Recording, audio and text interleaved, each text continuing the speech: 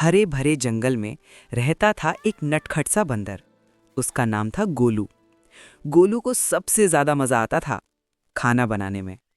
जब भी जंगल में कोई जानवर खाना बनाता, गोलू चुपके से झाड़ी के पीछे छुपकर देखता। वो मन ही मन सोचता, काश मैं भी शेफ बन पाता। लेकिन जंगल में सब हंसते थे उस पर। दूसरे बंदर कहते, अरे गोलू, शेफ वेफ कुछ नहीं होता, बंदर का काम है बस उछलना कूदना। गोलू मुस्कुरा देता, पर उसका सपना छोटा नहीं होता।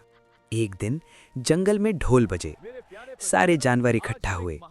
शेर राजा गर्जना करते हुए बोले, सुनो जंगल वासियों, जंगल का सबसे बड़ा त्योहार आने वाला है, जंगल महोत्सव। भीड़ में हलचल मच गई। शेर राजा ने आगे कहा, इस बार महोत्सव में होगा जंगल का पहला मास्टर शेफ कंपटीशन। सभी जानवर खुश, लेकिन गोलू का दिल जोर से धड़कने लगा। ये मेरा मौका है, मैं भी शेफ बन सकता हूं। गोलू ने हिम्मत करके हाथ उठाया, राजा जी, क्या मैं भी हिस्सा ले सकता हूं? पूरा जंगल सन्न। फिर जोरदार हंसी। लोमड़ी बोली, शेफ और वो भी बंदर? भालू हंसते हुए, तू तो खुद खाना चुरा लेता है। बंदरों की टोली, गोलू पागल हो गया है। गोलू की आंखें नम हो गईं, पर शेर राजा ने सबको चुप कराया। अगर दिल में लगन है तो मौका मिलना चाहिए। गोलू की आंखों में चमक लौट आई। उस रात सब सो गए, लेकिन गोलू नहीं। वो चुपके से कंद, नारियल, शहद, जड़ी बूटियां इकट्ठा करने लगा। पेड़ के नीचे बैठकर उसने सोचा, अगर मुझे जीतना है तो कुछ अलग बनाना होगा। वो गिरा, उठा, हाथ जले, पर रुका नहीं। रात भर जंगल में एक बंदर शेफ बनने की तैयारी कर रहा था। सुबह होते ही जंगल में चहल पहल शुरू हो गई। पेड़ों पर रंगीन झंडियां लटकाई गईं। मैदान के बीचों बीच बड़ी सी रसोई बनाई गई। आज था जंगल मास्टर शेफ कंपटीशन।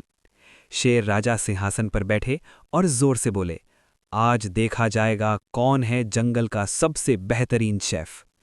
एक एक करके प्रतियोगी आगे आए। सबके सामने आया गोलू बंदर।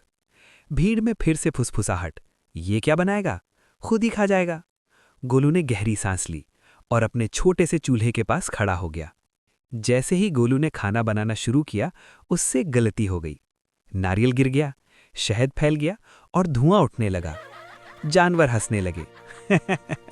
बंदर बोले, देखा, शेफ बनना आसान नहीं। गोलू की आंखों में आंसू आ गए। उसका मन बोला, शायद ये लोग सही कहते हैं। लेकिन तभी वहीं पास में बैठा था बूढ़ा कछुआ। वो धीरे से बोला, जल्दी नहीं, धैर्य रखो बेटा।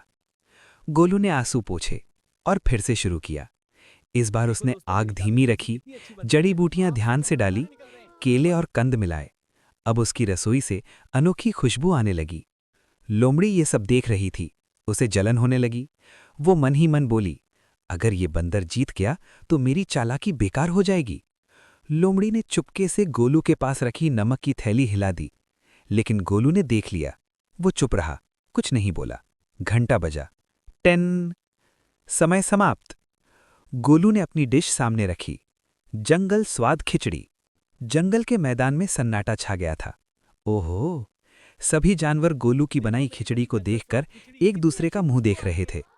शेर राजा ने आखिरी कौर खाया और गहरी आवाज में बोले, ये सिर्फ खाना नहीं है, ये दिल से बनाया गया स्वाद है। गोलू की आंखों में खुशी के आंसू आ गए। लेकिन यहीं से शुरू होती है असली परेशानी, डन। लोमड़ी को लगा कि अब उसका हारना तय है। वो चुपके से आगे बढ़ी और जोर से बोली, राजा जी, ये बंदर धोखा दे रहा है। पूरा जंगल चौंक गया। गोलू डर गया। लोमड़ी बोली, इसने चोरी से मसाले लिए हैं, इसे प्रतियोगिता से बाहर करो। जानवरों में खुसुर-फुसुर शुरू हो गई। कुछ बोले, शायद सही कह रही है। कुछ बोले, पर खाना तो अच्छा है। गोलू का सिर झुक गया। तभी हाथी आगे आया और बोला, राजा जी, मैंने गोलू को रात भर मेहनत करते देखा है। तभी एक तोता ऊपर से चिल्लाया, मैंने देखा, लोमड़ी ने ही नमक गिराया था। पूरा जंगल हैरान। शेर राजा की आंखें गुस्से से लाल हो गईं। लोमड़ी, क्या ये सच है? लोमड़ी का सिर झुक गया। उसने कांपती आवाज में कहा, मुझे जलन हो गई थी। शेर राजा खड़े हुए और पूरे जंगल में ऐलान किया, आज से गोलू सिर्फ बंदर नहीं, जंगल का शेफ गोलू होगा। तालियां गूंज उठी, ढोल बजे, जानवर खुशी से झूम उठे। गोलू रो पड़ा, मैंने सपना देखा था और आप सबने उसे सच कर दिया। उसी दिन जंगल में खुली पहली जंगल रसोई, जहां हाथी सब्जी लाता, हिरन पत्ते चुनता, भालू शहद देता और गोलू प्यार से खाना बनाता। गोलू ने सिखा दिया, काम कोई भी छोटा नहीं होता अगर दिल बड़ा हो।